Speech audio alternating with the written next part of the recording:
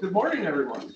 Morning. Good morning. Morning, Tim. Hey, I love when there's audience participation.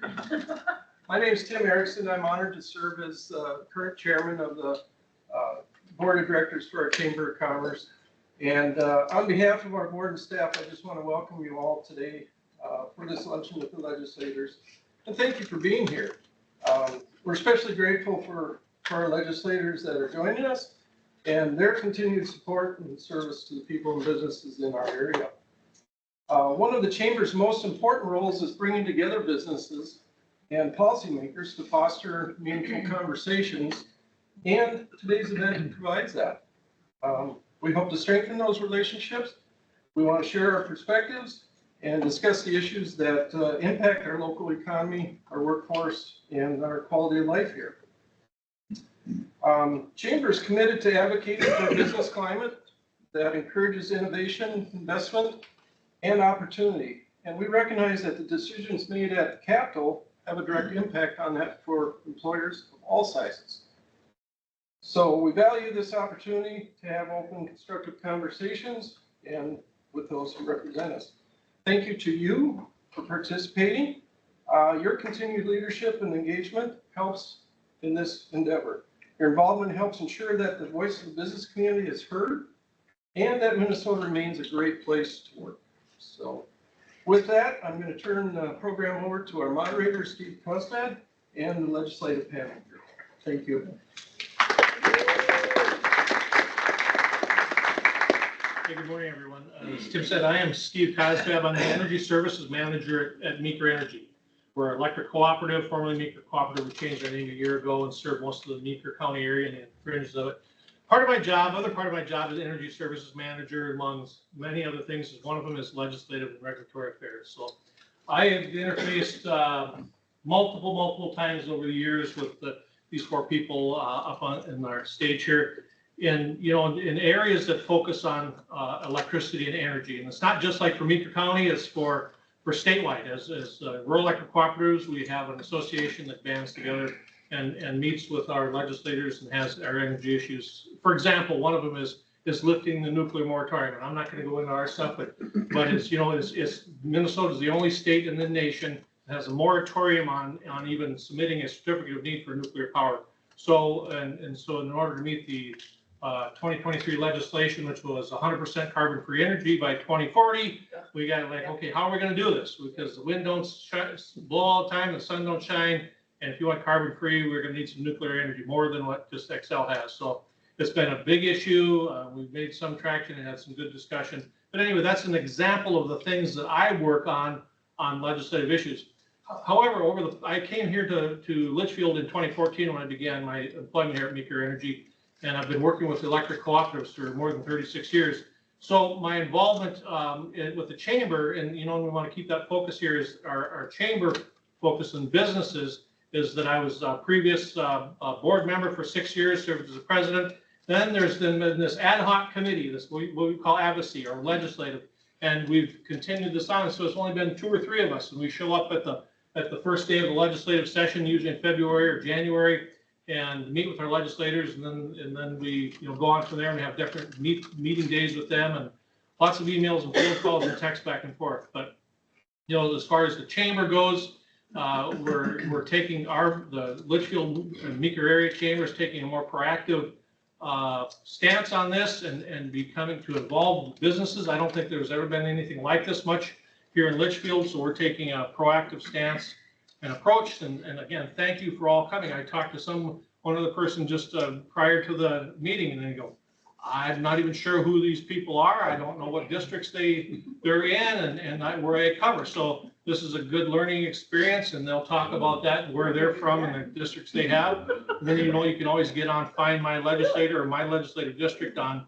the website, put in your address, and it'll pop up with their photographs and mugshots, so you can know who that is. Oh, I see. We're represented here today by the healthcare industry, housing, city and county government, manufacturing, finance, utilities, service industries here, hospitality. There's a hospitality here I happen to know, and so it's a good mix of things for this event.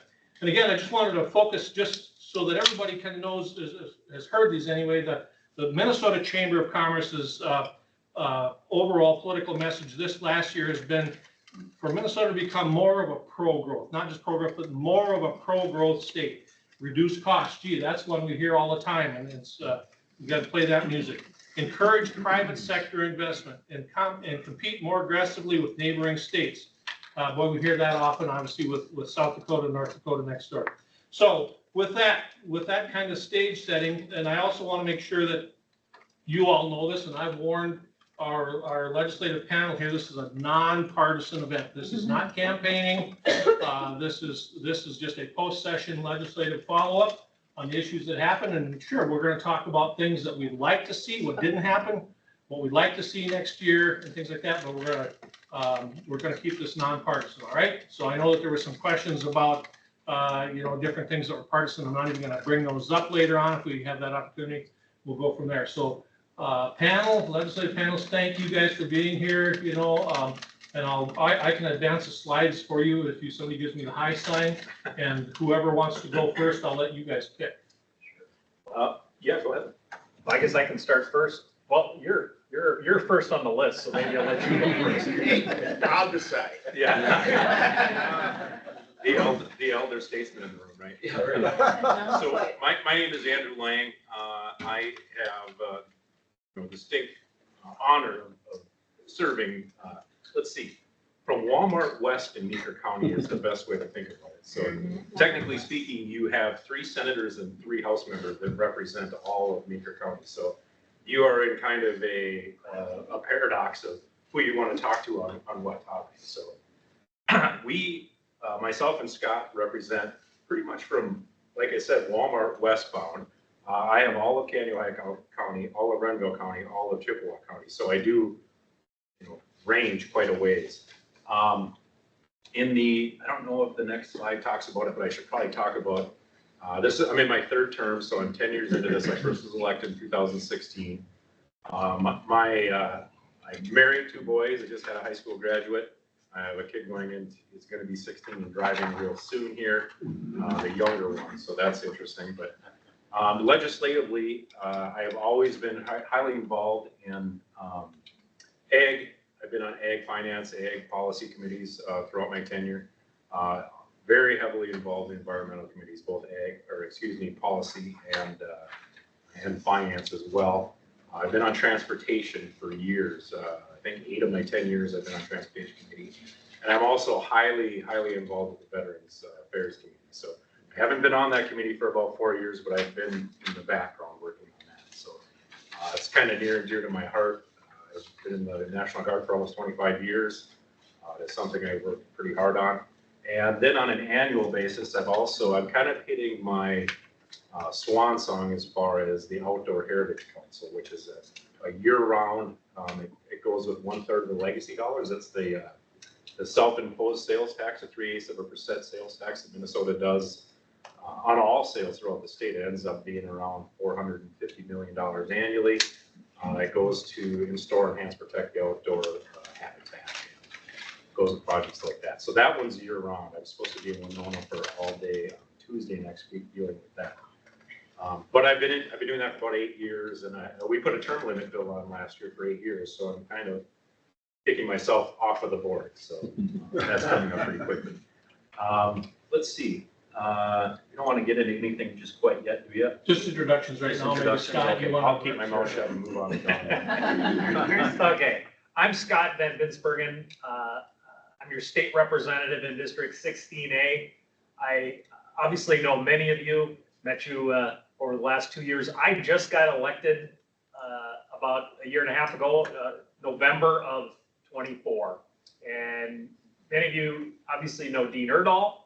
Dean served as in the same role I am. Dean was the legislator for 22 years and decided to retire, and then I campaigned for the job.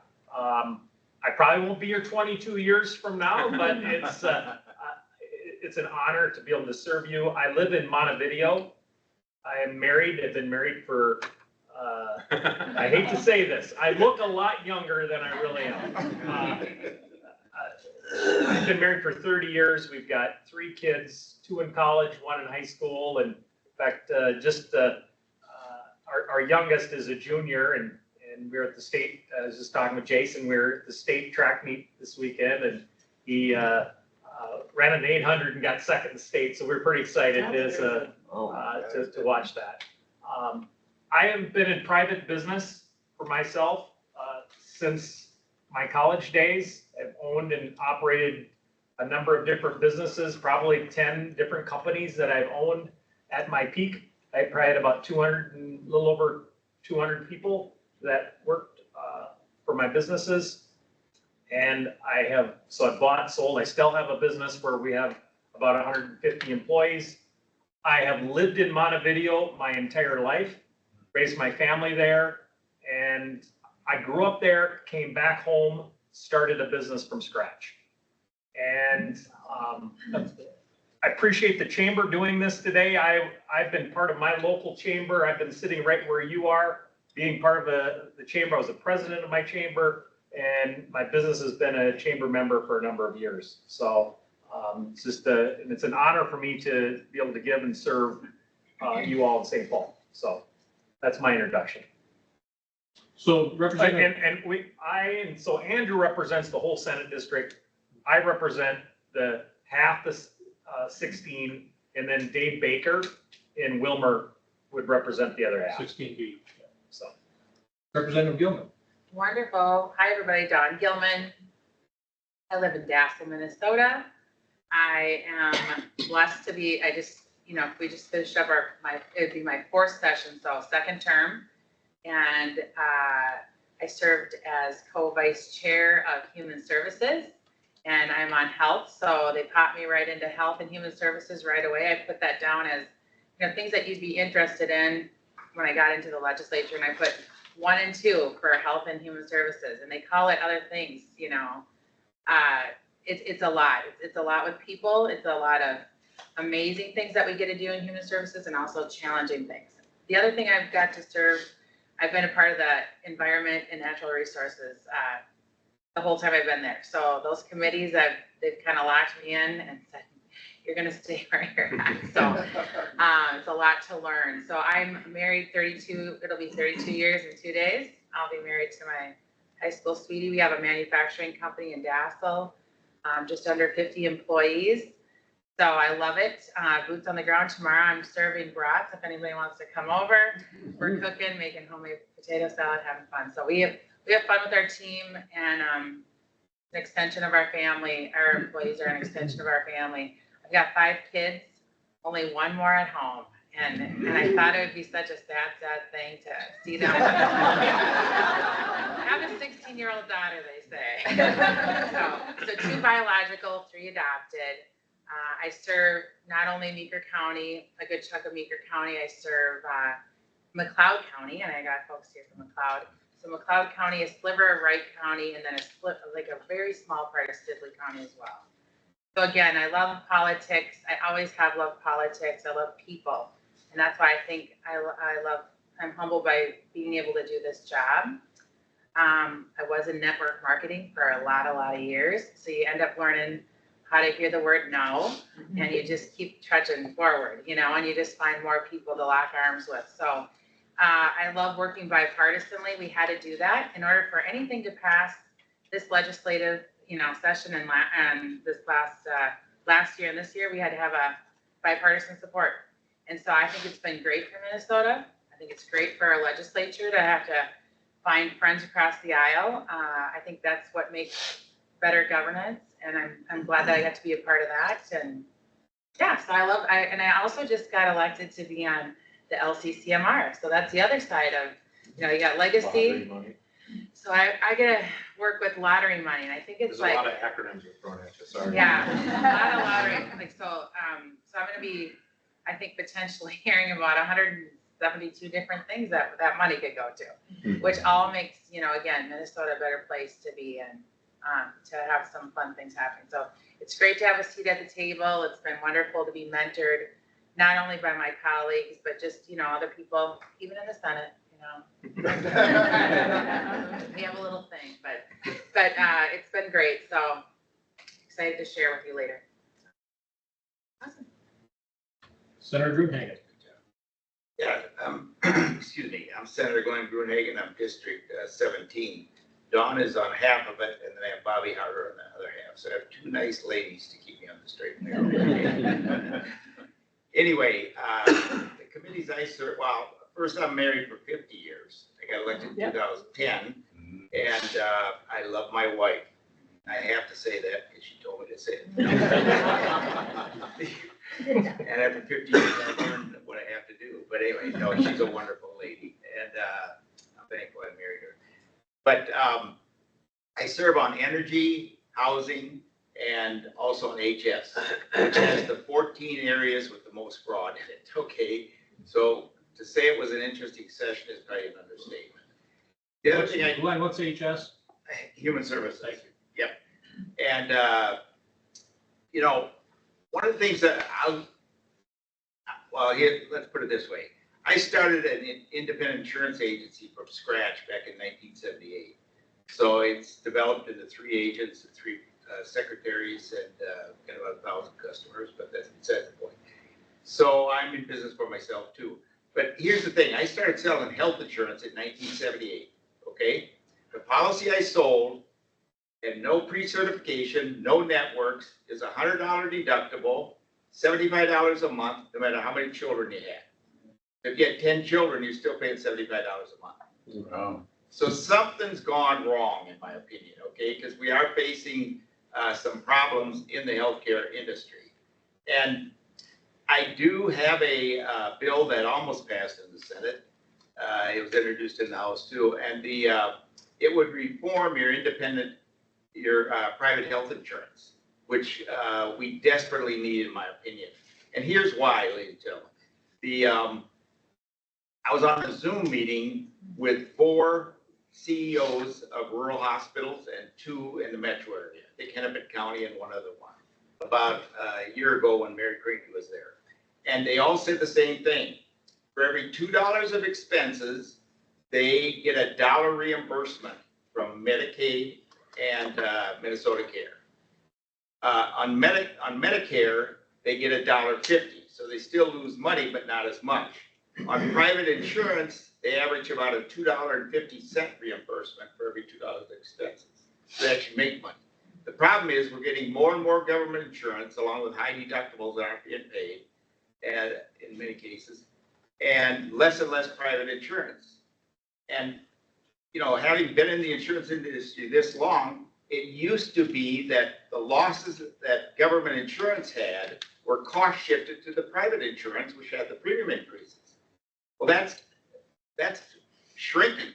So then we got the 340B program, which they're trying to make money on the drugs, okay? Because they're losing money on everything else.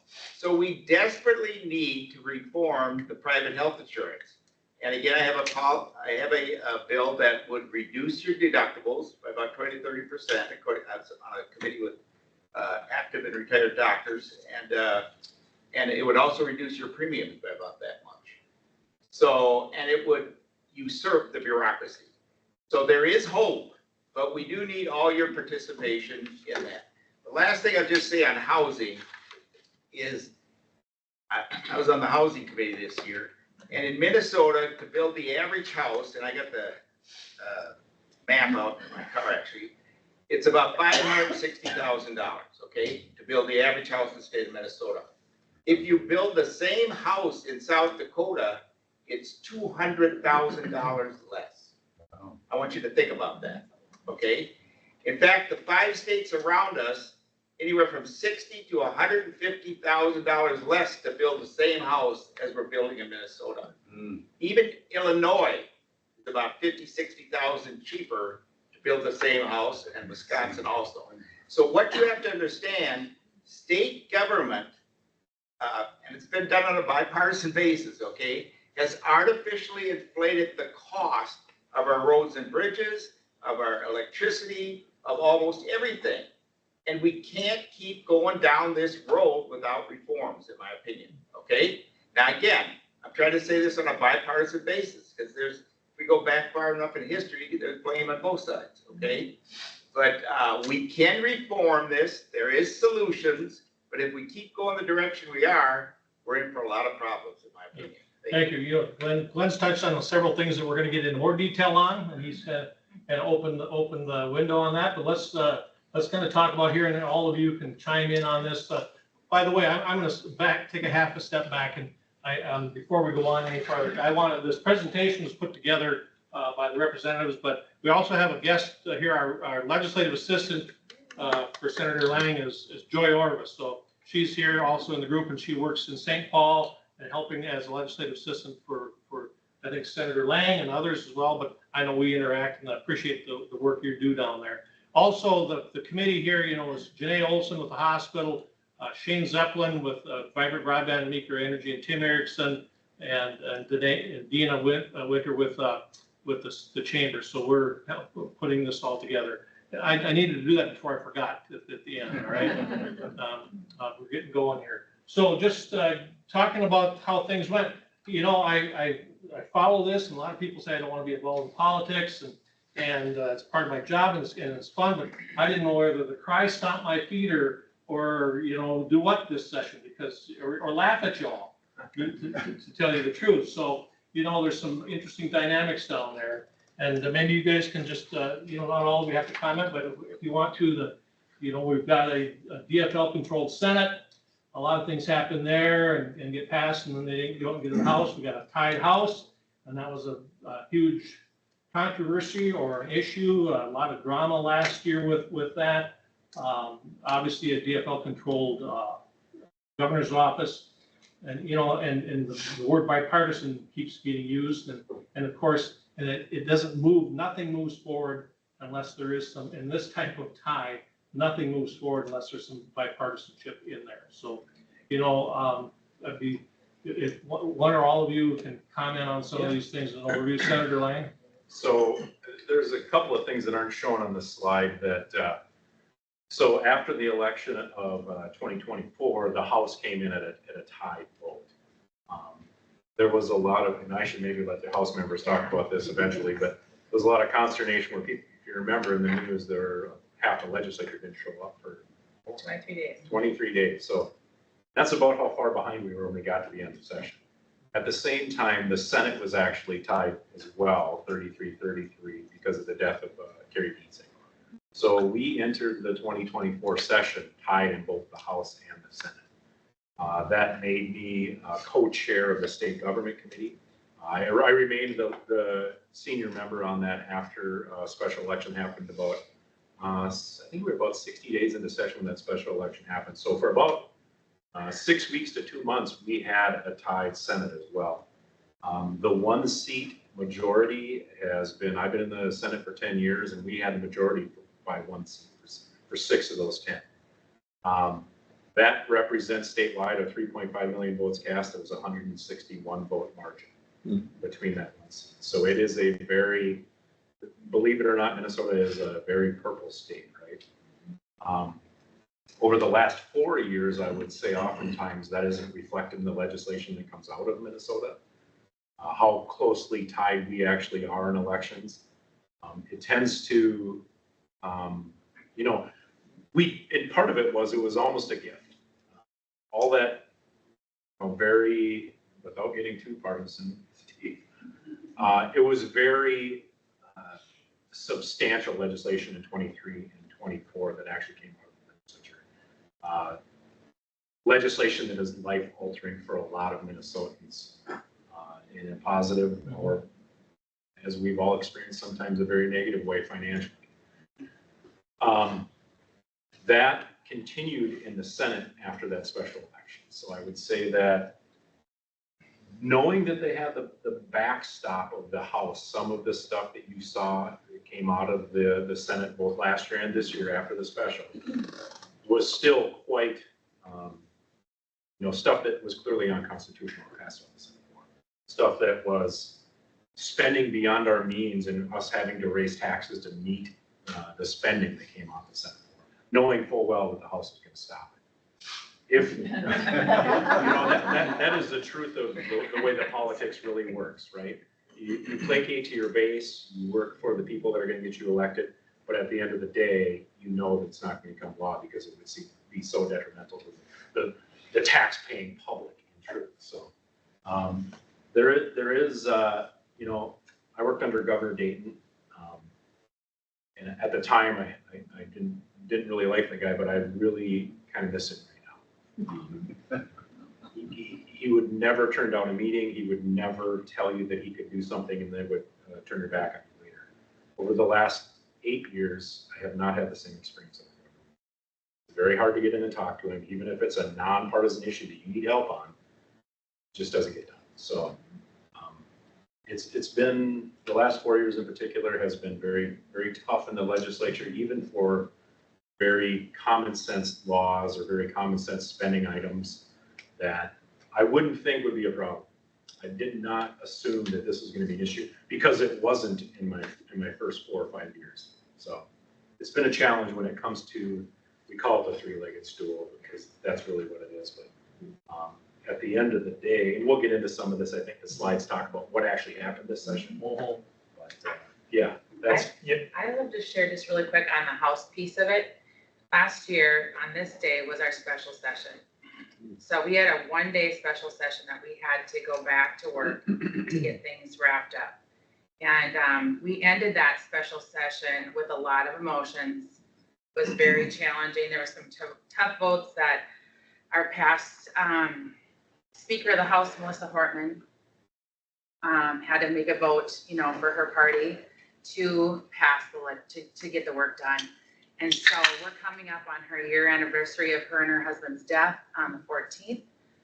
So that has permanently changed like all of our lives, but when we're serving in the legislature and to see that political violence and to the capacity of what can happen and working alongside Senator John Hoffman, who survived, also him and his wife survived in that attack.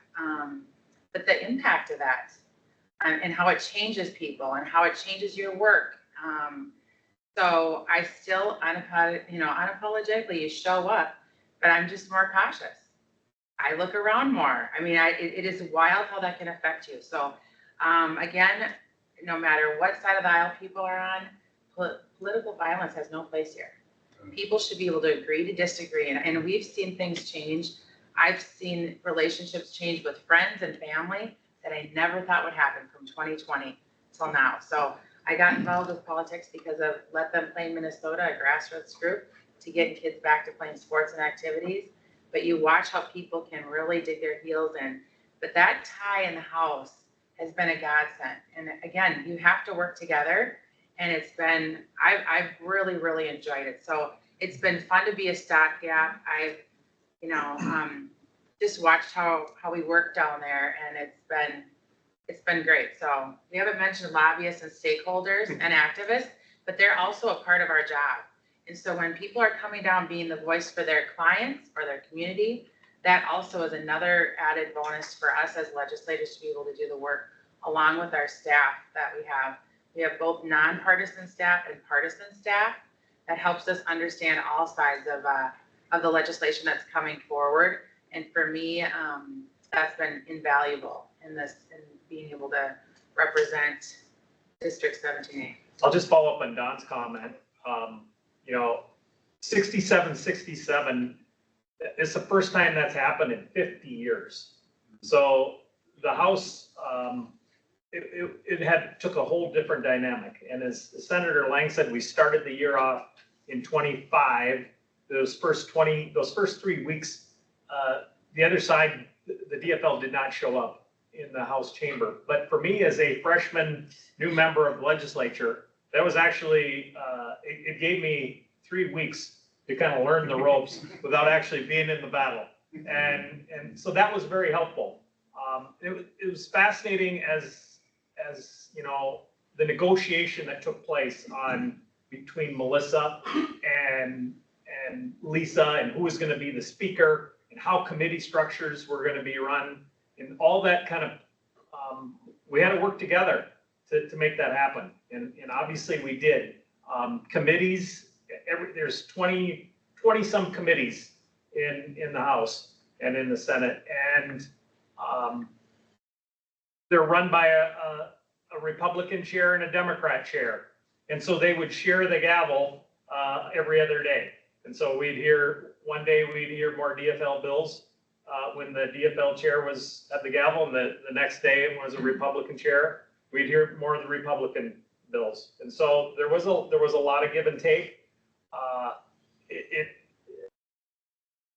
I think the 67, given what took place in the 20, a couple of years prior, with a lot of legislation that had been pushed through, these last 2 years, there hasn't been a lot of huge wins on either side, but maybe that's been an okay time, an okay break for Minnesotans. So now, obviously, that's going to change again in this next election in November, and the whole makeup of the House and Senate will obviously change again. So look forward to that. So.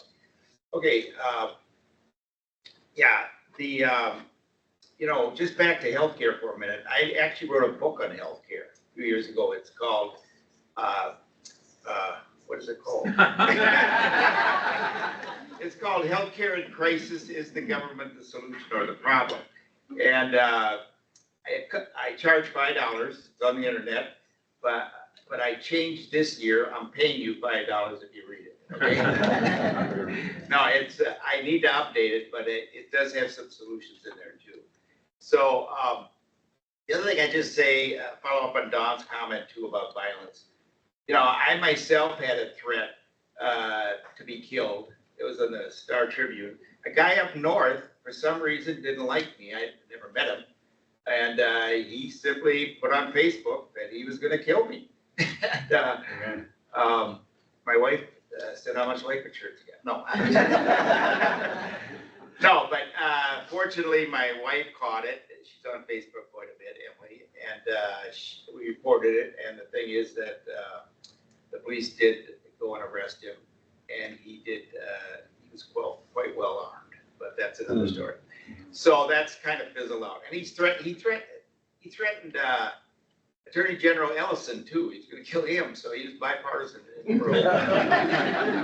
Whatever that's worth. But our founding fathers laid down political principles for us to solve our disagreements without violence. Okay, and I think all of us need to demonstrate that we can disagree on issues. That's part of the process that our founding fathers set up. But we have to understand the idea of doing harm to physical harm to your opponent was not in the formula that they laid down. We have the right to vote, to participate, freedom of speech, and we need to practice that, regardless of what party that you're on. The last thing I'll just say about bipartisanship is that John Hoffman was my chair of the Human Services Committee. So I like John. He's easy to work with. We co-authored bills together. One of them that passed, actually, but that's another story. But I would say this, and this comes up quite a bit by people. I don't know if you have this question or not, but I'm going to answer it. Yeah. We had that 18 to $19 billion surplus a session ago. And people say, well, what happened to that? Well, first off, where did it come from? And you need to understand where it came from. It came from, the majority of it came from one-time money, $80 billion from the federal government for COVID. So the federal government sent $80 billion into Minnesota during COVID. That washed through the system, plus COVID came to an end, so the economy started recovering. That's how we got the $18 to $19 billion surplus. It's one-time money, most of it. The problem is we created ongoing expenses. So would you take one-time money and create ongoing expenses in your own finances? You wouldn't do that. But that's what we did. That's how we wound up with a $6 billion deficit, and we're still looking at deficits in the future. So we got to understand that government has to stay within its means, just like you do. And when you overspend, okay, you do more damage than good, because ultimately government is an expense of the private sector, and it drives the cost of everything up, and it hurts the low income the most. That's simply economic That's facts. a good segue into the next topic on the overview, the things that were stopped, tax increases, mandates on schools, counties, car tab increases, and on this bill. Out of the four here, we'll go to the next topic about some of the wins that the legislative had, but we'll skip the tax increases and the car tab. But any comments on mandates on schools that and employers and counties and stuff, and the gun control on this? But we'll follow up on the tax increases and car tabs next one. So Glenn, you have anything on comment on the mandates since there were Yeah. stopped? Last count, I think it was between, you heard several numbers. I wasn't on the education committee, but it's between 65 and 80 mandates onto our public schools. Okay, unfunded, most of them. And that just drives up the cost. And I've talked to superintendents in my district, and they just can't afford it. And that's why, even though we had historic funding, most of the school districts are broke. In fact, we just sat with Hutchinson, and they're hurting financially. And that's a growing district in most cases, a lot of ones with shrinking. So, I was on the school board for 16 years, and I did negotiations. And I saw how this worked, okay? And you cannot pass all these unfunded mandates, whether it's on the city, the county, or the state. In fact, we should have a law, in my opinion, that if the state mandates something and doesn't fund it, it should be optional to the school district, the city, or the county. Hey, we'll implement this if it works for us. If they aren't gonna fund it, I could sit, think about it. Coming up with ideas all the time, and it's gonna cost you money, you got nothing to say about it. Well, what's gonna happen? Your property tax is gonna go through the roof. So we really need to have a check and balance on the state passing unfunded mandates, regardless how well intended they are. Because ultimately, if they aren't funded, they can do more damage than good, which is what's happening in many of our school districts. So, and the last thing, the big beautiful bill that was passed at the federal had I think it's $1,750 credit for parents to use to spend on their child in the school, which a lot of schools would appreciate parents spending that money in their school district. The problem is the governor wouldn't approve it. The governor had to approve it. So there's it's multiple millions of dollars that was available to be spent into our school system, and we can't do it because for some reason there's an animosity at the Capitol in some areas to allowing parents to have funding to spend on the direction of their children. And I find that very disappointing because at a time where you pass all these unfunded mandates, and then on top of that, you could empower parents to help fund some of this stuff, it's not done. So we need everybody's participation, regardless of what political persuasion you are, and I'd sure appreciate if more of them agreed with me, Dave. Who wants to take a shot at the gun on those? How do you make that one nonpartisan? So the gun bill that came to the Senate floor, it never made it through the process in the House. And regardless of what you read online or all of the push and the yelling and shouting that happened in the state capitol at the end of session, the process would have been an extraordinary measure to get that to the House floor, something that I would not be comfortable with procedure-wise. If we do have a set of rules that we govern ourselves with, it would have been a very bad precedent to have that happen. We didn't, obviously in the Senate, they were going to hear the gun bill. The gun bill was very poorly written. It was if you were an anti-gun person, it is every wish list of things that came along with that. Right down to, warrantless seizure, confiscation. There were things in there that would have pretty much made it impossible for a high school track team to conduct the way they do business. It was very poorly written from the get-go. If you disagree with it fundamentally, it was an easy no vote. Constitutionally, it probably would not have stood even in the Minnesota Supreme Court up to the Constitution, because just of the way that it was. You talk Second Amendment issues, you talk Fourth Amendment, search and seizure, it would not have stood even in Minnesota. And maybe that was part of the design. I don't know, I wasn't in the room when it was written. There was a small portion of school safety funding that was included in it. I would have liked to vote for that. It was about 10% of what we had proposed. You know, I have a great background on school safety funding, where we've tried again and again bipartisanly to get a school safety bill passed. We actually have had school safety bills passed I think it was this 18-19 timeframe where we did an actual fairly robust school package that got dwindled down to about, again, a fifth of what we wanted. There was a lot of, you know, on the Senate floor, when the gun bill, we had 40 some amendments. We were going to spend days on this bill. And as a caucus, as a Republican caucus, we came together and said, you know what, let's not mess with this one. We did a simple no vote. We'll give them one option to pass the school safety funding and not do away with the gun stuff. And they all voted no. And that was it. It was about an hour and a half and we were done. We voted no on the bill. It died at that point, knowing full well that the House procedurally doesn't have the capacity to even bring it up on the floor. There was no real rule or reason for an urgency vote.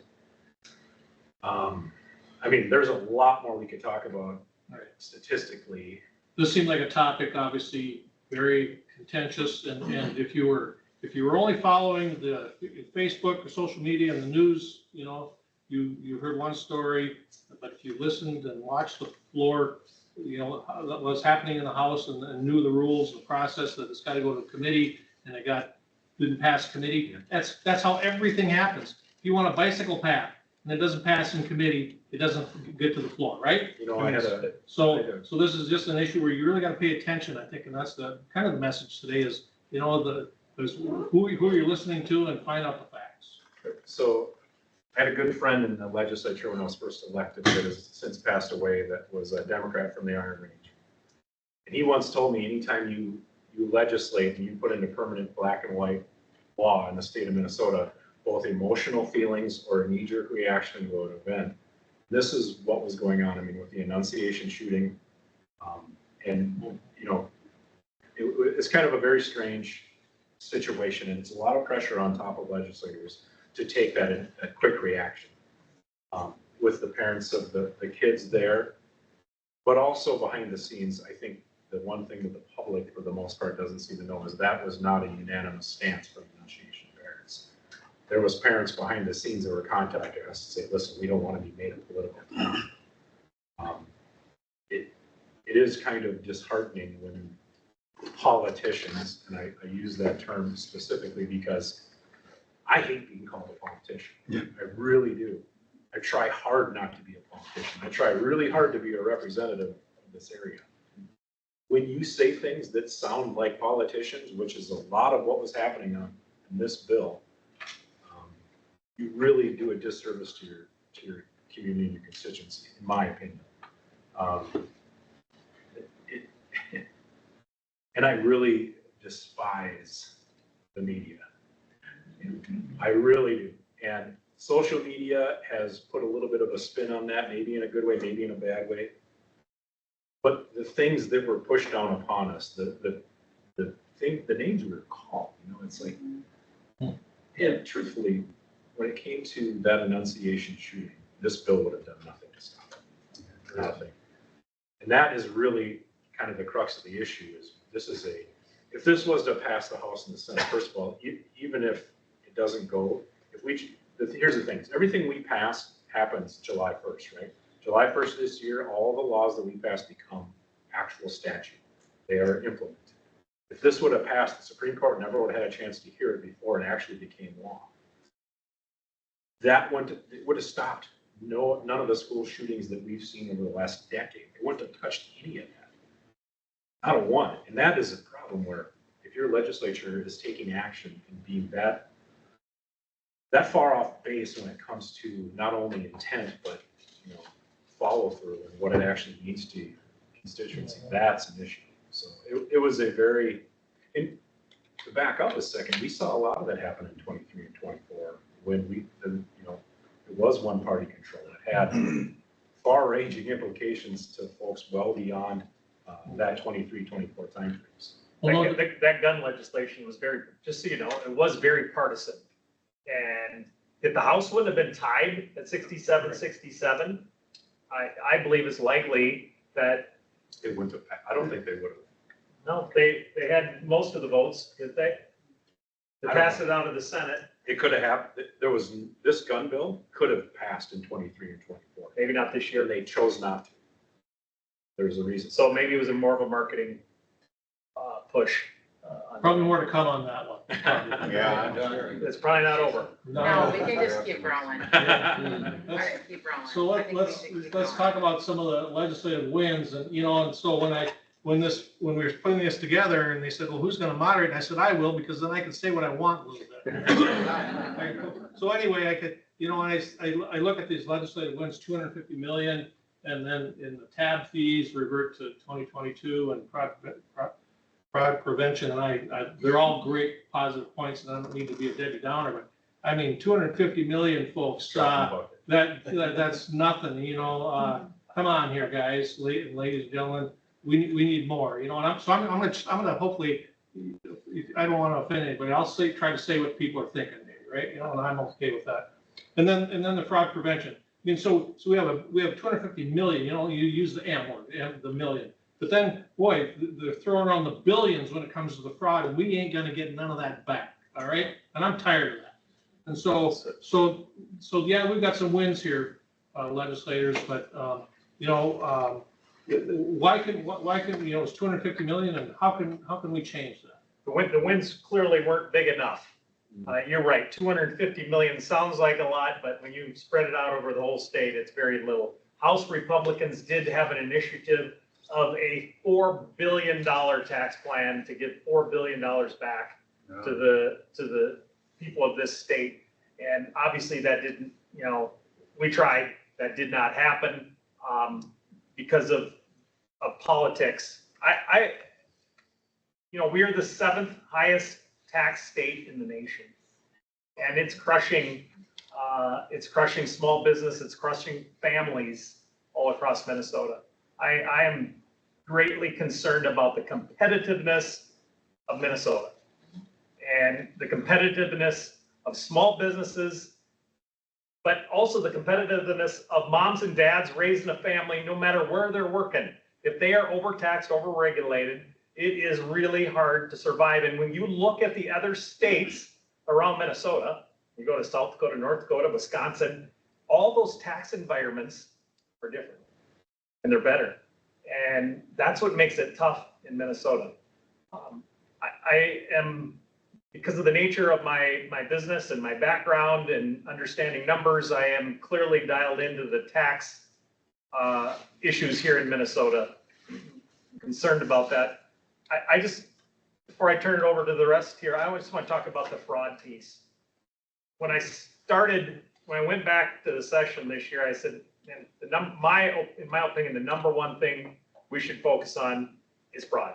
When you think about $9-10 billion that have disappeared and how it disappeared, one of the tools that we implemented was an inspector general office, and that took us 2 years, and it doesn't to actually form this office that's going to watch how your tax dollars are spent. We know a lot of the fraud happens in the Department of Human Services. But as a lot of these agencies, they do have checks and balances of how that money is being spent, but the checks and balances just weren't taking place. And I say it happens at the top. Whoever is the leader, if it's a business, the person at the top takes the heat. And one thing that I'm happy that we did, it frustrates me that we've had to do this, and it's this Office of Inspector General. And a couple things it's gonna do, because a lot of people say, how come there isn't an arrest? What is going on? It's gonna create some teeth. It's an independent office, and the governor's office did not want this to be an independent inspector general. They wanted to have more authority, more control. Republicans stood very strong. We were like, hey, we're not gonna create this office if it's gonna be meshed in with the rest of state government. It needs to be a standalone deal. And so that office is gonna be standing alone.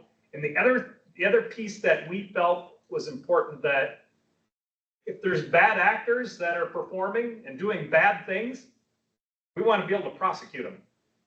And so it took us 2 years. We had several votes on this particular bill. It passed the Senate a year and a half ago by kind of on a real broad measure. It got to the House and it fell along party lines, I think, 3 times.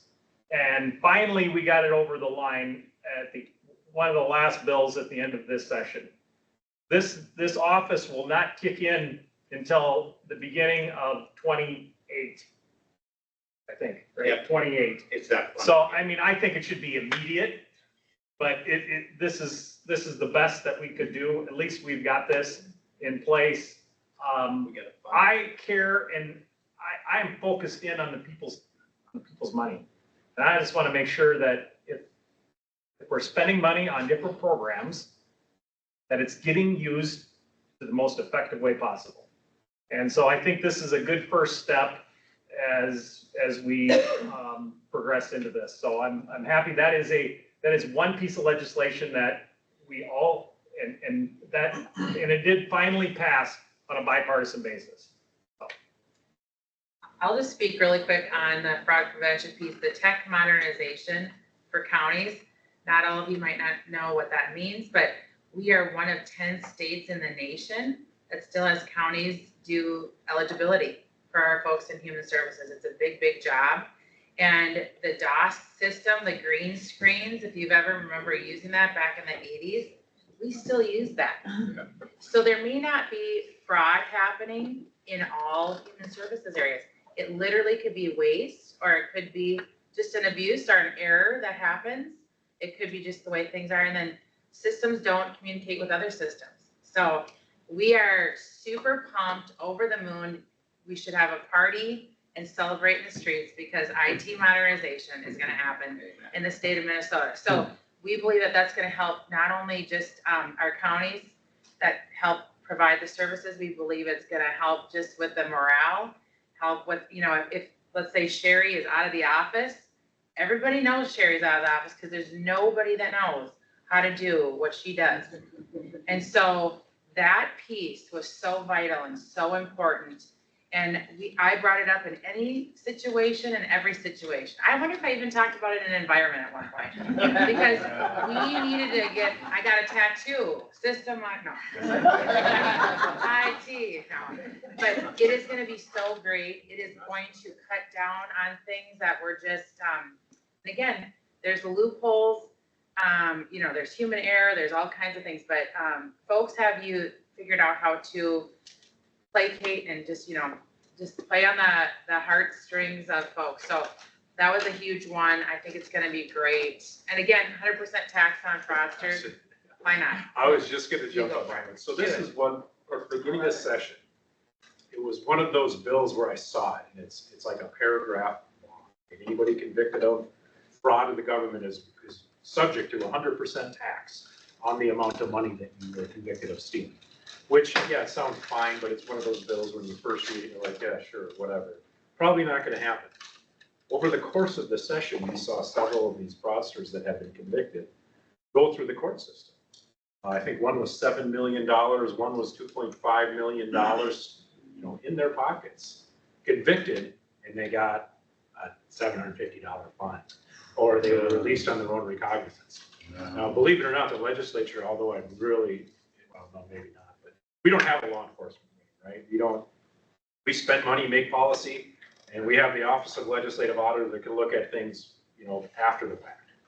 And then they just report back to us. That's even our subpoena authority is rather mundane. People don't need to show up because there's a sergeant of arms that is on the Senate floor, doesn't go to their house and grab them. We don't have that authority. So what do we have? We have the power to tax fraudsters, right? We're gonna weaponize the tax system in this case because we're not, and this was a bipartisan thing. This was Democrats in the Senate saying, we'll hear that bill. We're good with that. We're like, really? Okay. At the end of it, it was a very bipartisan bill that passed and said, no, we want to recoup some of this money. If you're found guilty, fraud, you have a $5 million home, the Minnesota Department of Revenue is going to come after that. You're going to have a big tax bill. And that makes sense to everybody all of a sudden. So. Property is easy to claw back. The cash, it's hard to find that, obviously. Glenn? Yeah, I think on fraud and the taxation, I'll just make a quick comment. One of the things you got to understand, when you're not competitive with your tax rates, you actually drive productive people out of your state. I have an independent insurance agency, like I said, I had a good friend. He owned a business by Norwood out on a farm. He had a patent. They sold their product all over the United States. He kind of semi-retired, his boys took over. They sat down with their tax accountant in January of 2024, okay? The boys did. And they figured in the next 10 years, if they moved to South Dakota versus Minnesota, how much they would save in taxation for personal taxes, property taxes, business taxes, et cetera, et cetera. The tax accountant said he estimated $12 million, okay? So guess what? And these people were all customers of mine. They sold their business, they took everything, and they're in South Dakota. Their houses, everything. Is that helping our tax revenue, ladies and gentlemen? No. It's not. We're driving out the successful and we're drawing in the dependent. The other thing I would just add, lower competitive taxes grows the private sector and you get more tax revenue. And you don't have to believe me, Minnesota Management Budget, and I still got a copy of the statement, every quarter sends out a report. In 2014, they sent out a report, Minnesota Management Budget, to the legislature.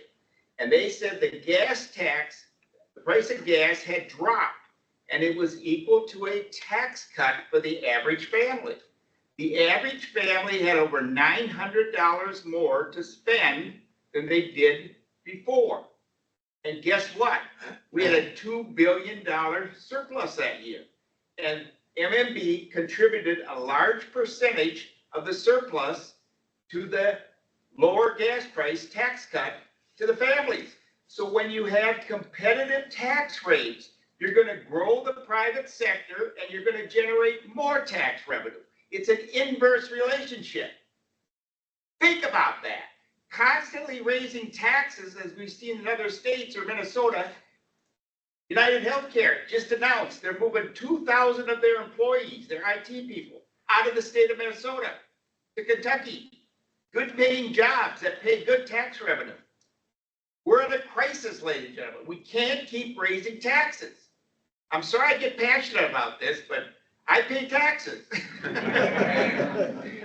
And you're sick of it being wasted, and you're sick of it seeing good, solid businesses leave this state. Okay, other than that, I don't have an opinion. Whoa. Okay, quickly on fraud, okay? The one bill I got passed was a fraud bill. Here's what you need to understand. In 2017 and before, the Department of Human Services, where the 14 frauds are, they used to give a report voluntarily to the legislature. And they would report how much fraud they found, how many people they served, and what the growth was to both the House and the Senate. In 2018, guess what? They quit doing it because it was voluntary. Now, it just happened to be the same year Governor Walz got elected, by a coincidence. Okay, I put in a bill to mandate that they put that report. And here's why it's important. Because we could see, if we got a report every year, how much these agencies were exploding in cost. Now, I'll just give you autism. I have a autistic nephew. We want to help autistic children, okay? We want to do that, all right? Well, in 2017, the cost per autistic child was $6,500. By 2023, it had exploded to $45,000 per child. So in 6 years, it went from 6,500 to 45,000. On top of that, in 2017, I just did a video, you can find it on the internet, if you don't mind listening to me. But in 2017, we had 10 providers in the state for autistic children. By 2025, we had 425, and many of them were fraudulent. If we had that report, we would have caught that. By not having the report, so I think it's one of the most important fraud preventions, so that we know what's going on in these agencies. And it was stopped. And I don't know why, but the good news, it got signed into law, okay? And I'm very thankful. I think it's the first step, because the other one doesn't kick in until 2028, plus it has to be funded yet. But it's the first step in trying to catch the fraud, so the legislature actually sees what's going on. Okay. So, you know, I want to make a comment on the tax or the tab fees. You know, I was hoping that we could kind of name one of you Jesse Ventura here, you know, to bring Let's us go back to that. If you go way back, you remember Jesse Ventura got 98, 99. 98, 99, a long time ago, but, you know, this is maybe, this was a little bit of a few pennies back in our pocket, but We do have one of the highest car tab fees in the entire, The highest. I thought we were number two, we're number one. You know, and as you look at, and again, you compare to our neighboring states, and I think it's important to do that because people are mobile and they're moving around all the time.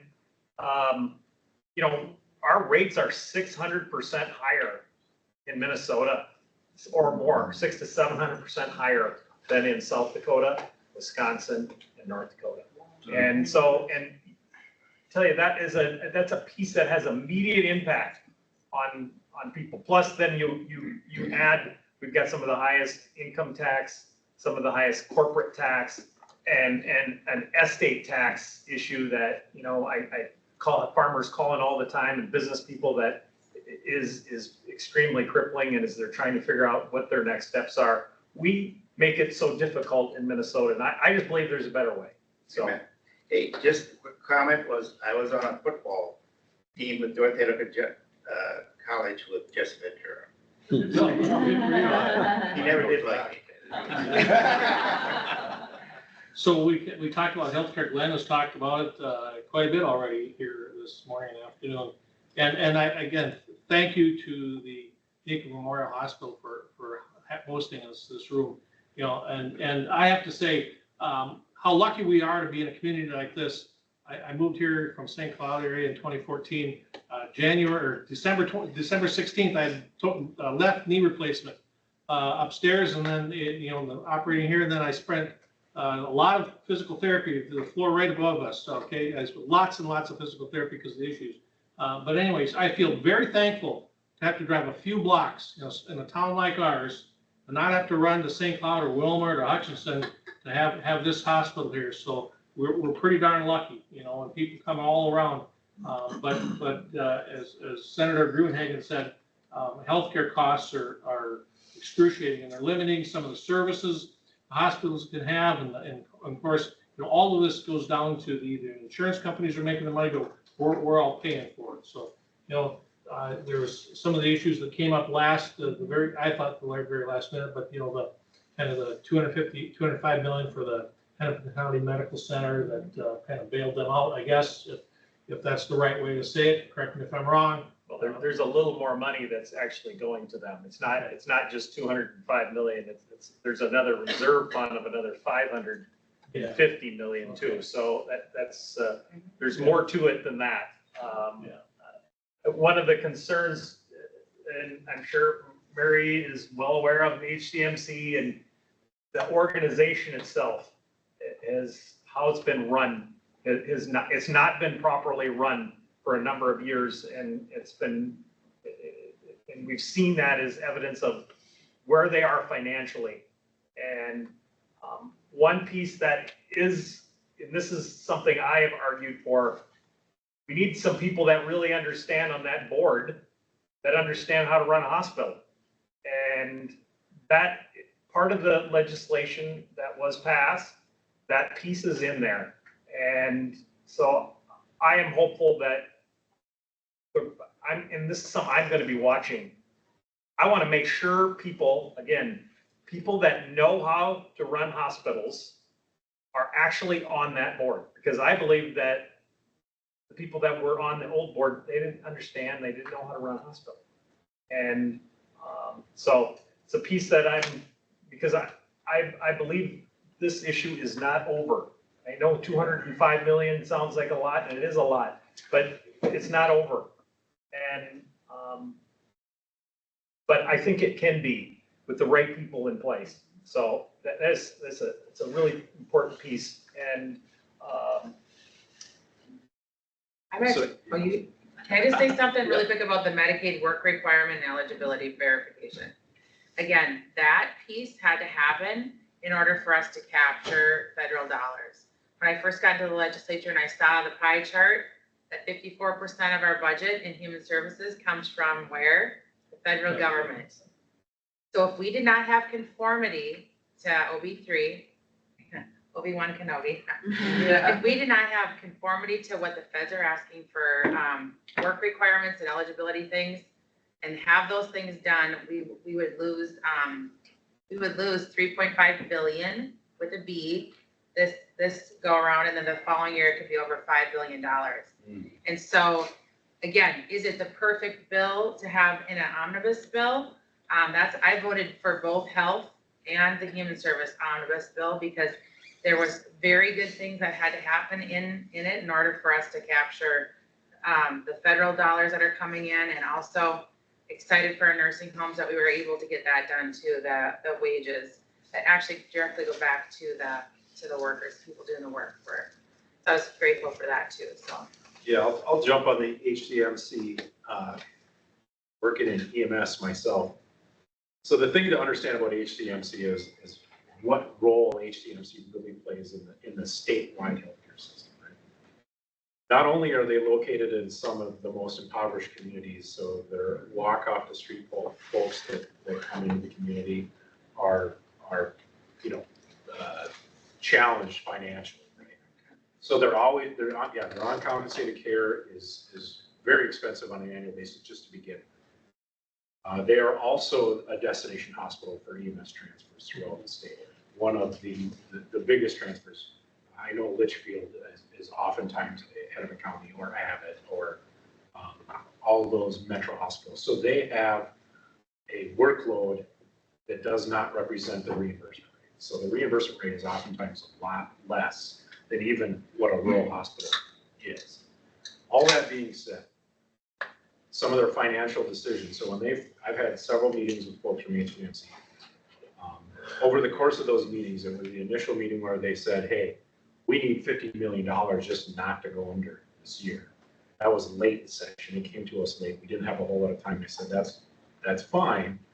What are you doing to combat, where your dollars are being spent? It took a little bit of effort to get that out. When they finally, turned over their financials to the state, I kind of told them, be careful what you wish for. Yeah. In all honesty, because now you're going to get a bailout from the state. You are subject to not only the new OIG office that we just created and signed into law, you're subject to the Office of Legislative Auditor. So you're going to have people all over looking at how you're spending your dollars. On top of all that, you now have 201 legislators that have the ability to look up what you're doing. It isn't in a vacuum anymore. So what you saw happen was the board that ran the hospital had more or less been disbanded, and the county had taken control. I think that was a good move on their part. Some of the spending that HCMC was doing, discretionary spending, was questionable. Questionable when you're $50 million in the hole on your very basic fundamental spending. Why are you spending money on these other areas that, whether you deem valuable or not, are not part of your core function? It doesn't make sense. You need to, if it comes to paying the electric bill or paying for a retreat for your administrators, I think you know how to make that choice, and that choice wasn't being made. There are some names that have been put on this not regulatory, but operational board that the actually sure the title of the board is, that are well known throughout the state of Minnesota as far as not only knowing medical policy and operations of a hospital, but financially speaking, are good folks to have around. So the 500 million critical care access hospitals, that's our rural hospital. That was all part of the package. That is Meeker County. That is a bunch of hospitals throughout our region. So that is a good package. It's a one-time fix. It is a get your ducks in a row and make sure that you know what you're doing, because we're not going to give you that stadium tax ongoing. We're just not going to do it. It's unsustainable. Run your business the way you know how to run it. If you don't know how to run it, find someone that does. And that's, and truth of it is, HDMC cannot fail. That's the truth. It is. It's a part of the backbone of our system of healthcare and EMS, and you name it. They work with other regional hospitals all throughout the country. I mean, so many residents, that's where they do their residency. That's where we're getting some of our doctors. Yeah, if you want critical care and an ER, that's where you're going to get your experience. That's where when we get our rural Minnesota ER docs, they got some experience in HCMC. They're a tier above. So. Senator Gruhan? Yeah, one of the things I want to bring in, we probably brought you a few concerns, okay? But I do want to, listen, one of the reasons I'm running in the legislature, we can solve these problems. I'm convinced 150%, but we have to do some reforms. We cannot continue to go down the path that we have, okay? We have to reform the system, empower the patient, and shrink the bureaucracy that's micromanaging the doctor, the patient, and costing billions of dollars, state, federal, state and federal, all the way down. So I just want to leave you with hope. All of the problems we talked about are solvable, okay? But not if we continue like we have. And we need your participation. The one thing I'll touch on that comes up every year, are there any nurses in the audience? Okay, I'm not going to talk then. No, there's a ratio bill that comes out that is pushed by the some of the nurse organizations. And what that is where the nurse can only have so many patients. As far as their condition isn't brought up, nothing, it's just a ratio. So technically, you could show up at the emergency room, you would need to go into the hospital, and yet if the ratio was such that the nurse had 5 patients to watch, even though they had empty beds, they wouldn't let you in. It's right at the doorstep, okay? There's key people in political positions down there, influential, that support this. It comes up every year. I know nurses are being stretched to the limit, but a big part of that is, number one, the money we waste. Number two, the bureaucracy that takes money out, state and federal, that takes money out of the healthcare system. And then you have administrators trying to stretch their nurse employees in a way that stresses them out. I've heard the testimonies of these nurses. They're trying to do 6 different things and they can be sued and everything else. And they say, all I get is more and more assignments and I just can't do it all. That's why they're favoring this.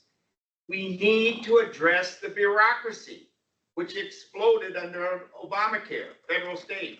And then the state and the insurance companies exploded their bureaucracy to deal with the state and federal bureaucracy. So moving into that, maybe this is the next topic of bureaucracy a little bit here. It's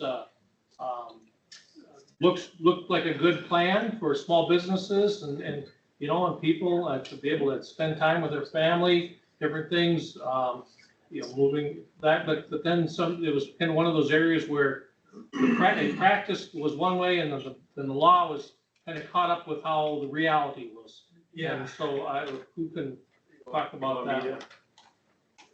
Yeah, taking track of this, we might just say a little something on it, but we can get to what we've done. So, paid family leave. This is I think the easiest way to think about it is is a fundamental transformation of how employees and employers, their relationship. And it's putting the government in between. Now, the bill itself, honestly, probably should have taken 5 years of legislative work to do, and we did it in 2.5 months. I don't even remember how many pages. It was like 5,000 or 6,000 pages long, this bill is. It's a massive piece of legislation. That being said, whether you agree with it or not, it is a substantial burden on businesses or sole proprietorships for that matter. And truthfully, it's so generous in the state of Minnesota. We're so generous about the amount of time off, the amount of money you can get, the leniency on how it's applied. You can do paid family leave, and meanwhile, you can take PTO, you can do your, what's the federal Family Medical Leave Act. You can triple dip on this program and make more money while you're on leave. There are no rules or regulations about having a secondary job while you're on paid. This is I hate playing the devil's advocate because that's what we do in St. Paul oftentimes is you go, how is somebody going to scam the system? How easy, I've always told employers, this is a great severance package when you leave a job and go someplace else. All that being said, it's a 0.88% tax. It doesn't sound that much. That 0.88% pays for approximately 120,000 Minnesotans to be on this program annually. That is a very outdated timeframe. The 50,000 applications, we're knocking on 100 right now. The problem with that is that costs $1.2 billion annually. At the same time that they were thinking that this 0.88%, this is Department of Revenue, right? This is the people putting this together that really have a tough time with math, even though they're all mathematicians. The problem with that is they figured about 5% of the businesses throughout the state of Minnesota were going to go secondary market to meet the guidelines. It's closer to 25%. They said, we're not going to do, I don't care if it costs me the same money, I'm not dealing with the state, we're going secondary market. The applications are well above their forecasted state. So it's close to, put it this way, by 6 months into the program, we're probably going to expend our annual, we're going to expend the money that's in the account. So the issue with that is that the Health and Human, or the Paid Family Medical Leave agency that now exists is starting denying people. Amen. Which really kind of irritates me if we're going to have this very, very generous, very robust system that's doing this program up to 22 weeks. At least you allow the eligible people to use it, but we're going away from that. So as you can see already in March there, the number of denials on this from probably, well within the limits of acceptable folks that are applying have been denied.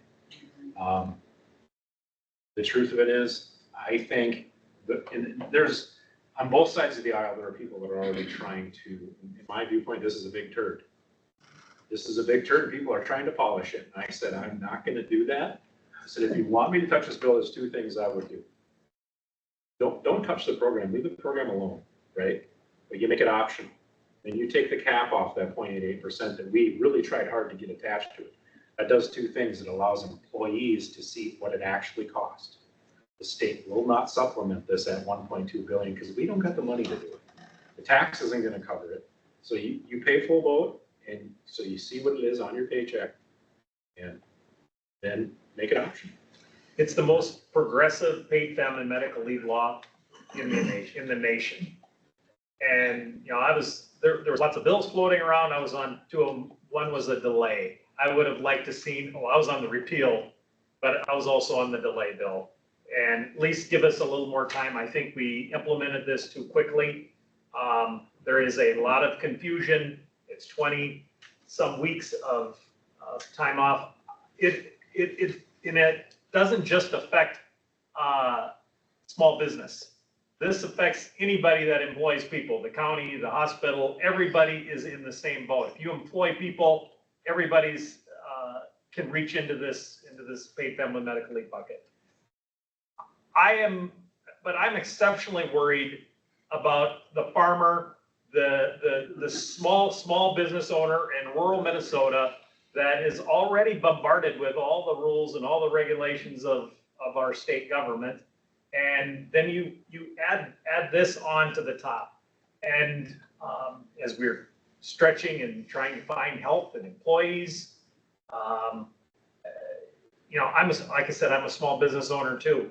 And you know, I think this is, I'm concerned about what potential fraud there's going to be in this area. I'm hopeful that we can make some significant changes. But I'm gonna tell you, we tried this year, and this was a absolute no-go. The other side would have, I mean, this is a priority of the governor. And this is gonna have an effect as time clicks on, as people get, and as this becomes more familiar, this is gonna have a real impact on our state. And I'll just say really quick, it's a big barrier between the employee and the employer, that relationship, working with HR, you know, understanding what's going on with your employees. Some, you know, again, have been put on hold forever trying to get help. I was just talking with a big manufacturing company over in Hutchinson when I was at Dairy Days after getting done milking a cow. And it was wild to talk to the HR, and this is a big company, but they said what their employees are having to do now is, before it would take days, or by the end of the week or the following week, they would have their checks. They would know exactly what they were going to get to the T. They had that relationship and they banked their time, or they did whatever they did, but it was very clockwork. Now 6 weeks, 8 weeks, and maybe still don't have their money. And they're having to go get loans, which has interest rates. So the affordability piece of it, if you look to how is it affordable and how is that a benefit for you as an employee or an employer, they're finding major issues with it. And this is a big, again, this is a big company. And again, I've had folks that own like a lawn care service. I mean, she was on the phone just crying with me going, that's my whole season. 20 weeks is like less than my season. And at any given time, it could be that day, it could be that week, they could be gone. And they have to figure out how to find that other employee. So it did not matter. We were up till the sun came up when this finally hit the House floor, just debating and giving every kind of scenario you can imagine. And it did not matter. And so that's where I will say, that was difficult, as you know, because I could see your faces. I'm an employee. It's not just to help, you know, employers become richer, but that's a good thing, I think, too, because it helps the economy of our state. So we're going to see changes with this, I hope, you know, but there was no changes this session, and we'll see what happens. Sometimes we have to sit with things, and even when they fail, then we have to figure out how to change things up. I think I think it's just how big this program is and how progressive it is. I think all of us up here, we understand with moms and having babies and those kinds of things. Of course, we want them to have time and to be at home and those things. This is spread so much further, this law. And the definition of family, yes. You know, a family member is not defined.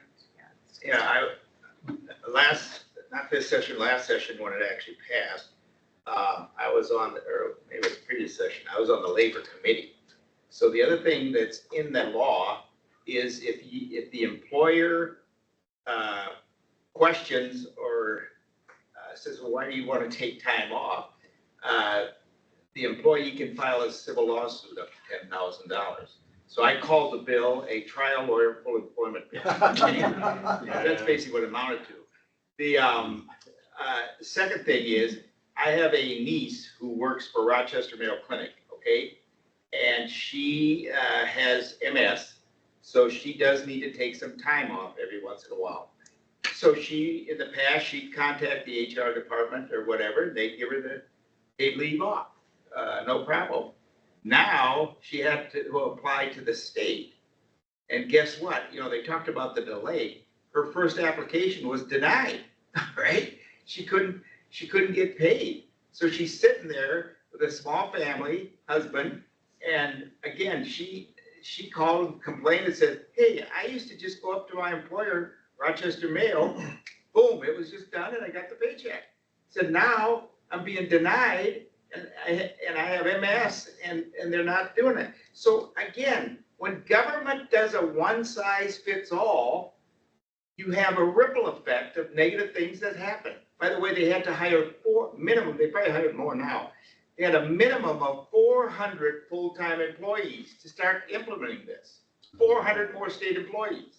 Now we're already bloated for state employees compared to all our neighboring states, both local and state. And so we really need to modify this. You're better off working with your employer. I used to negotiate it with the certified staff when I was on the school board. That's where it belongs. It doesn't belong with the state, one size fits all, and then get denied. And the reason they're denying is because the applications are exploding. Last comment, I talked to the superintendent of Eastern Carver School, K-12 public schools. I represent a part of Carver County. And he said, got 700 full-time employee teachers. Some of them are taking 2 weeks on with the students and 2 weeks off. And you can't question them. So it's affecting the education of our children, and then they can't get the subs to be in the classroom. In fact, the superintendent in Glencoe Silver Lake told me, kids are gonna go into the classroom and they're just gonna have a computer screen what their assignment is. There's gonna be no teacher because I can't get the subs to fill this out. That's where we're at, ladies and gentlemen. We need your participation, okay? We've got to modify this. All right. Good, well, thank you. So in the interest of time, I want to allow plenty of time for questions and answers. Some of you did submit some questions. We've covered them and really in healthcare and education. But is there any questions that anybody that you heard here that you'd like to ask the panel here at this time? Anybody have something? It's gotta be one. There's got to be one. I'll bet you some of you have comments, but I'm asking. We must have covered it all. So some of the things is, how about this is maybe it's a procedural thing and, to help us understand the omnibus bills. Boy, it's just a pot full of everything. And, we would prefer single item bills, single issue bills out there. And so many of those things, this is one of the questions, is that they all get mixed in there. And then, I know that I've talked to all of you at some point in time or other legislators, and because of one issue in there, they might support many of the issues in that bill, but because of a couple of them, they say no, so help us through that confusion. Well, so omnibus bill, right? That has become the big no nasty word that comes out of the legislature. Minnesota has a constitution that says single subject bills. And I would say in the last 2 years, we've actually done a pretty decent job of getting back to that. Especially this year. Part of it was you needed someone to cross in the House, you needed someone to cross the aisle for the bill. In the past, this is, the thing about an omnibus bill is it is a useful tool to get, for example, I was the Veterans Chair for 4 years. The veterans had never had an omnibus bill. You never had a Veterans Day on the floor to pass all veterans bill and all veterans bills. That is the way an omnibus is supposed to work.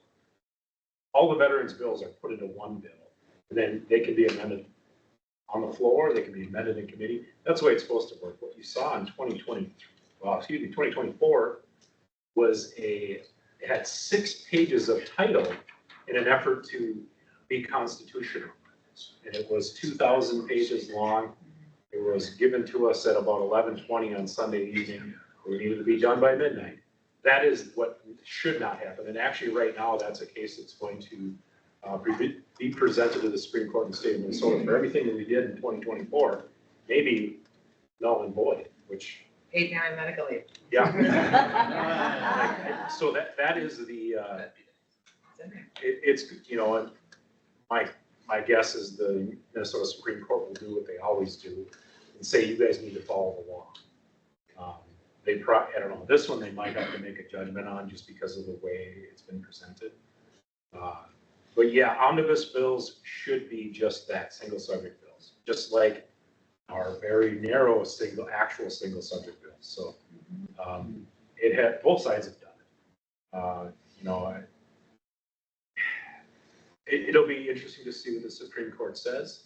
It may kind of have a little bit of guiding light to the future legislatures of Minnesota as we go forward and say, yeah, you can't do that anymore, because guess what? It's going to be nullified when it goes to the Supreme Court, and that's probably a good place for the legislature to be. The same goes for supermajorities and, what we call grandstanding or doing some sort of a filibuster on the floor. Having, like a bonding bill, for example, needs a supermajority, so you need to have a bill that, which is a good thing in I think my it's great. viewpoint. Where you have to have guys from both sides of the aisle say, yeah, this is a good bill. Guys and gals. Guys, but yeah, that's, I have a question.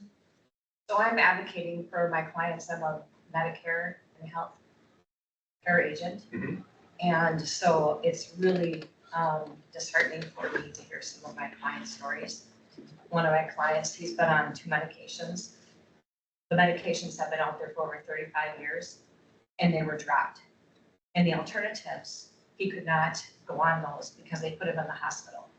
So what am I supposed to tell? Yeah.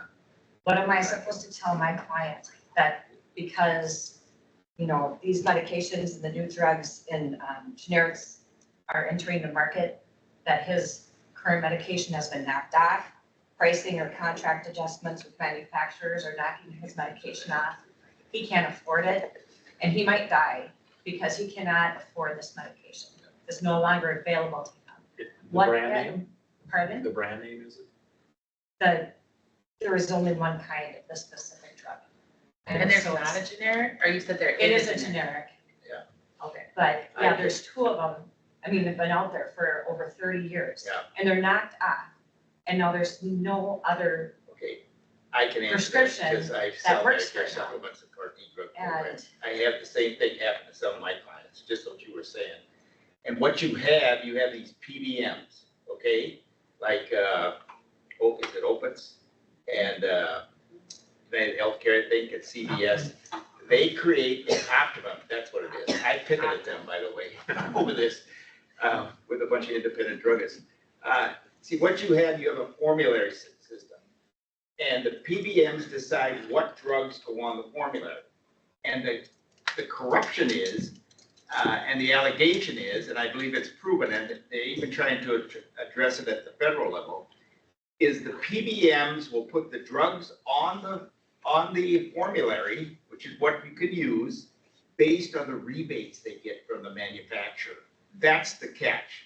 The rebates are not going to the pharmacy, they're not going to the patient, they're going to the PBMs who are making millions.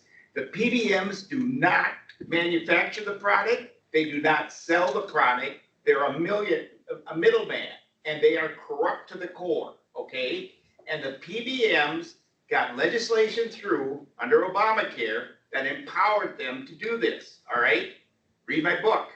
And this has to be stopped, all right? Because we're no longer putting drugs on the formulary for the best for the patient and what the doctor thinks is best. We're putting it on there based on the rebate that the PBMs get, and they're making millions. And all they are is a middleman. We can solve this, but people have to understand. There's even a website that deals with this, put out by the independent druggists, one of which is in my district, Deb Kevany over in Winston. Her husband's in your district, I think, right? And she educated me a lot on this.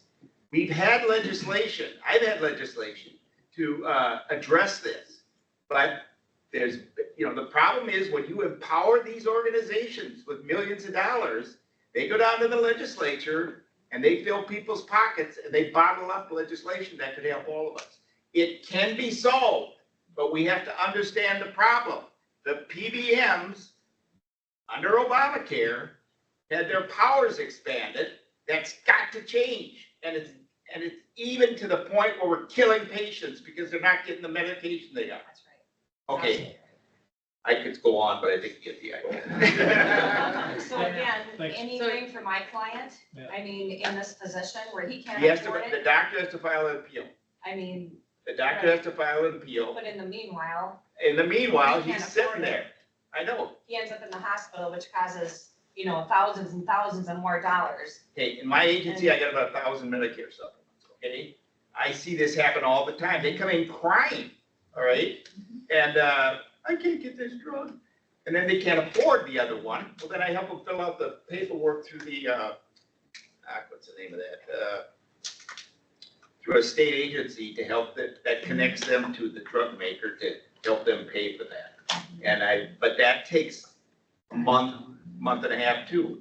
But I don't know why I can't remember the name, but anyway, the point is there is a solution, but it drags out. And you gotta have the doctor get involved and make an appeal on that, okay? There was one question about, kind of related to healthcare and education. Here's the question: the designation of nurses and therapists as professionals has been recently removed by the Federal Department of Education. And so this limits those professions in obtaining grants and financing for loans. The question, the person asking says, we'd like to have redesignation of these occupations to be healthcare professionals. I don't think this is a state thing necessarily, but is there anything in Minnesota here that can provide some help to that, that? We've done a lot with that. I was on a lot of scope bills, and then also, there's some loan forgiveness. Again, rural is really great about, figuring out ways that we can get professionals out here and then capture, help them with their. So I would just say, advocating, to the person if they're online or watching this or want to know what the answer is, federally, we can talk to our Congress folks, and we do. And I've got their phone numbers. and just trying to seek to understand, and then just understand what the impacts are. Today, there was a meeting between CMS and our Minnesota DHS. And I gave them a bunch of questions and said, we have to have a full understanding about, this is with revalidation, so there's lots of different ways. And so I'd encourage people to advocate, their Congress folks, talk to their state reps or their senators, and then we can collectively go together if they've got a bill idea, if they've got ideas, even though it doesn't impact, it doesn't necessarily, we didn't bring the bill. We have access just like any of us do because they serve us in Washington. So it does require a lot of folks taking time and energy to bring their voice So forward. Minnesota does have a healthcare loan forgiveness program for those In certain professionals? professions, yeah. Okay. Oh, yeah, So in they need certain to, professions. we need to advocate for that. But that only works if you can get the loan. Correct, I mean, it's only after the fact. So Correct. correct. That wasn't my question, but No, thank you for that. Here's another topic, it's a can of worms, is, housing in here, and I know, I traveled down to Prior Lake visiting a daughter and grandson there quite often, and I go through Carver County and take that way, and wow, those part of, it's like a wall. Building houses and developments like crazy in Carver County and Shakopee and Savage in that area, and you come out here and it's like, wow, you can tell you're in rural Minnesota, because everything stops. There's not much building. And then we expect people to come out and work in our communities, right? We're looking for the workforce. There's no place to live. Not even decent renting houses out here for rent, And what can be done with this? I'm on the housing committee this year, so I think since 2012, Commissioner Bowl is the name. They spent over $2 billion on housing. I made the comment in housing, in those trailer houses that, what do you call them? Modular, Yeah, modular homes, manufactured. in rent, everything. They've been in business since agency since 1971. Everything they're doing is going in the wrong direction. Everything's getting worse. Fewer houses, rent's going up. I mean, everything's getting worse. There were like 7 things they were doing. I said, you know what? If you were a private business, I think you'd be out of business. In fact, I think we should close your agency down, cut taxes, and things will probably get better. But the other thing to understand, here, I'll give you one specific example of what's been going on.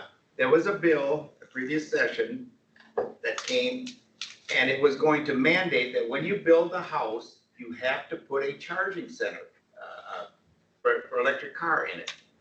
Had to do it, okay? They're gonna mandate it. And I just, I said, well, if somebody wants to put it in, let them. They said, well, it's only $500. Oh, we're already 200,000 higher than South Dakota, so what's the difference? But, so I said, you know what? If you mandate this, I'm gonna tell you what's gonna happen. Today, that charging center is $500. Next year, it'll be $1,000. In a couple of years, it'll be $1,500. Before you know it, it's gonna be $3,000. Because when the government mandates something like that, the people who make the product, guess what? They raise the price. Look at your light rail. Light rail is supposed to cost $1.2 billion. We're over $3 billion. Wherever government gets involved, it activates a part of human nature. You know what that is?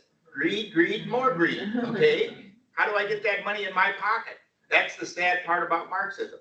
So anyway, the point is that as far as this is concerned, Minnesota has passed Green New Deal, which doesn't help the environment. Houses have to breathe. They're trying to keep commercial and private houses from breathing. Again, we're 200,000 higher for the same house than South Dakota.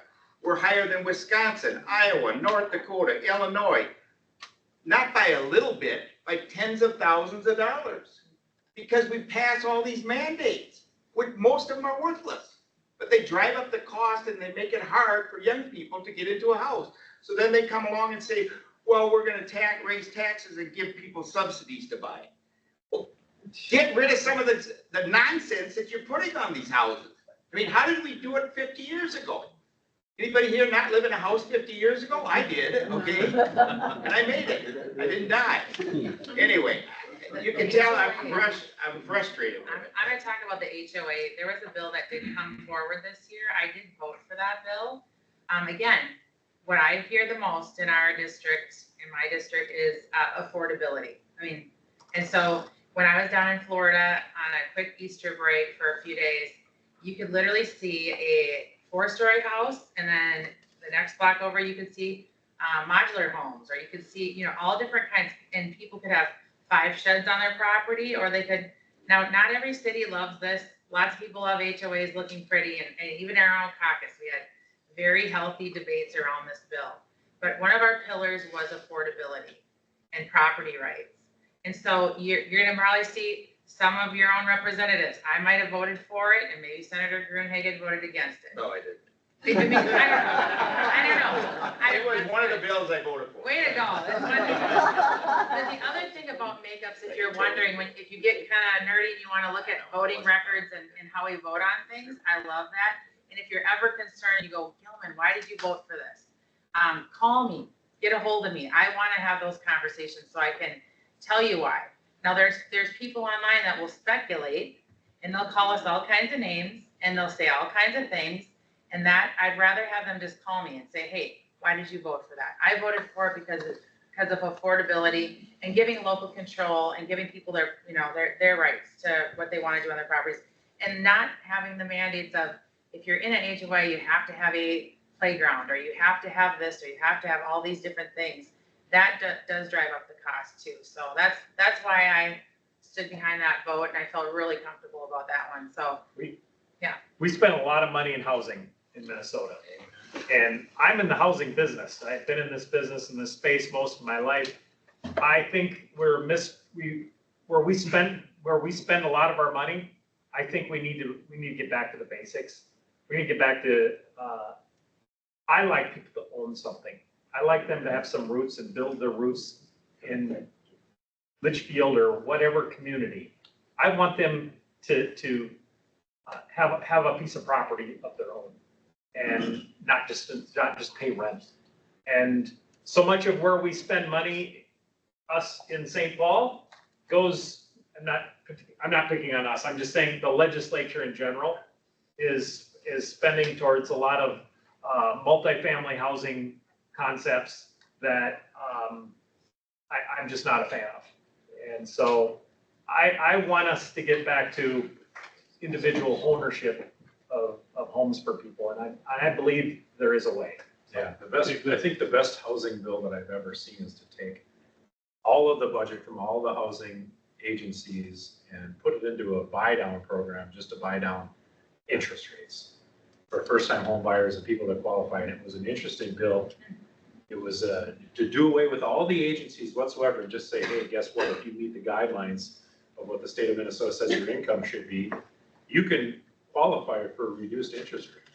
Maybe we should run it was- that bill this year. Yeah, it was an amazing concept where I thought, that probably, talk about wealth building for individuals, just to be able to own a home that may not qualify either, credit rating is whatever it is, or you don't have that first-time home buyer down payment, and you're looking at a 7% interest rate right now. We could buy that down to 3.5. We do it for all kinds of other things. And again, it really digs people into a community. Yeah. And it makes them feel vested. And that's what we want. We want people to be vested in Litchfield. We do it for all Grove of City, and- everything else, we call it economic development. Yeah. So we can do the same thing. Right. So in the interest of time here, I want to go down through each of you, get just a minute, Glenn, to talk. So, I better give you, no, I can jab you. Closing words, Scott. What do you want the audience to hear? Well, I just, it's been my honor to serve you. I think there's lots of work that we have got left. There's a piece that we didn't talk about. It was First District. First District Oh, is good point. a real key component of this community and this region, and it stretches into so many people and farmers, and I think we did some good work in the last session for First District through a bonding piece that they were running into some discharge issues that they were receiving huge fines, and they came to the legislature, and I think we took appropriate action.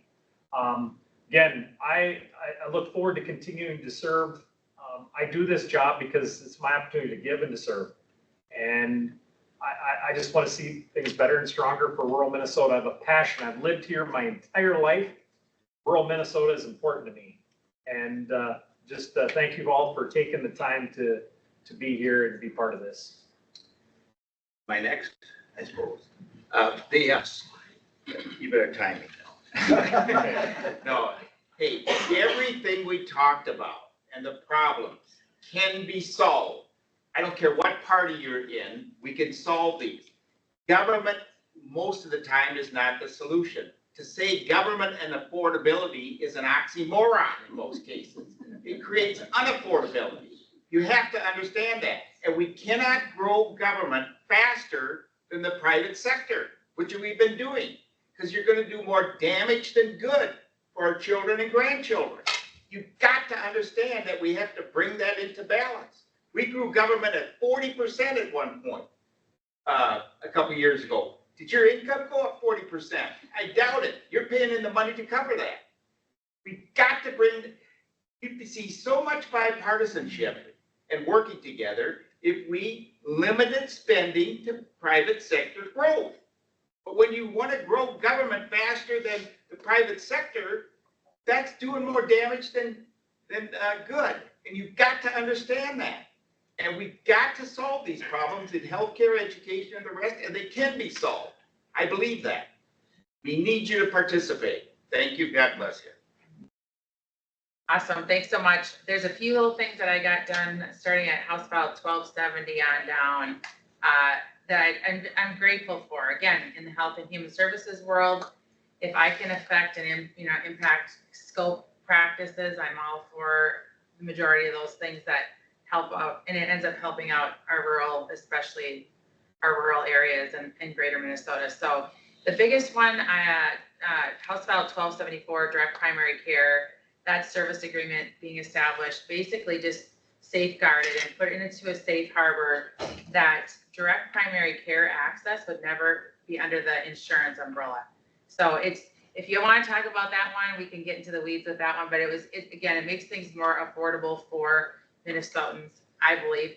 You can have a subscription. It will help your insurance rates go down as well. So when insurance carriers will also get both, they'll have folks get both. We do it for our employees. We buy it for them.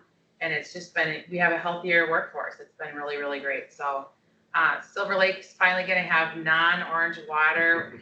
Biggest thing that we were able to get done with their bonding bill. And then we fixed a few things in some other areas for Civil Air Patrol in Hutchinson has a regional center, training center, and so there was one word missing in their bill from 2 years ago that had to get fixed. And thankfully, Tina Liebling, she's my Democrat colleague in the House, she got up there, but she allowed that signature to go through so we could fix a past bill. So, you know, again, these are relationships. I just want to leave this. I'm going to keep working very hard. I am a bulldog. I love locking arms with as many folks as I can that have lived experience. One thing I'm very passionate about is the substance use folks and people that do the work of substance use might not have the shiniest of backgrounds, but the peer recovery supports and different things that we've been doing in that, again, has been very collaborative. And so we're trying to create guardrails around that, but also so it's not, there's no waste, fraud, or abuse happening there. But then helping people and helping families be healthy and strong is something I'm really passionate about. So I'm really grateful that, you know, from my experiences that every family's been touched by potentially substance use things.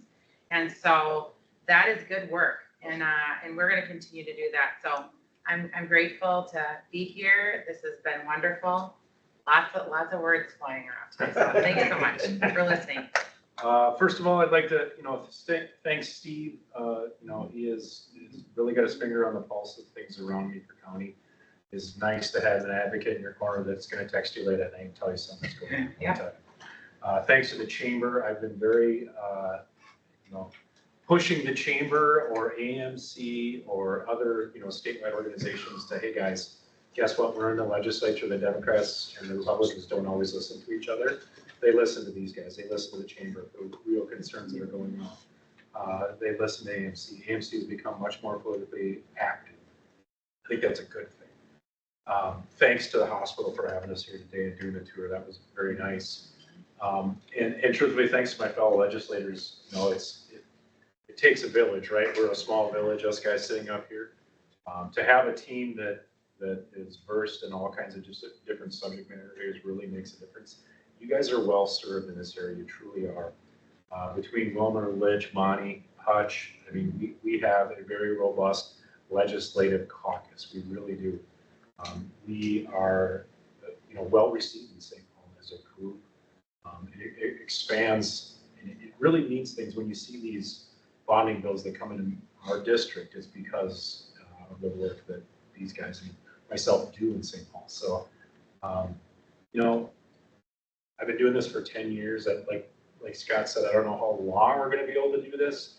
I truly enjoy this. I'm glad for all you to come out today and just hear us babble on for a little bit. I appreciate it. And, we're all going to be applying for a job again in November. And we'll see how that goes. So, yeah. Thanks again for putting it on. Thanks to the legislators. Thank you to everyone here that came. Hopefully you are inspired now to have some conversations with your coworkers, with your families, with your business owners. That's the only way we're going to solve some of these problems and having conversation and agree to disagree if that's necessary. But let's give these folks a hand for coming.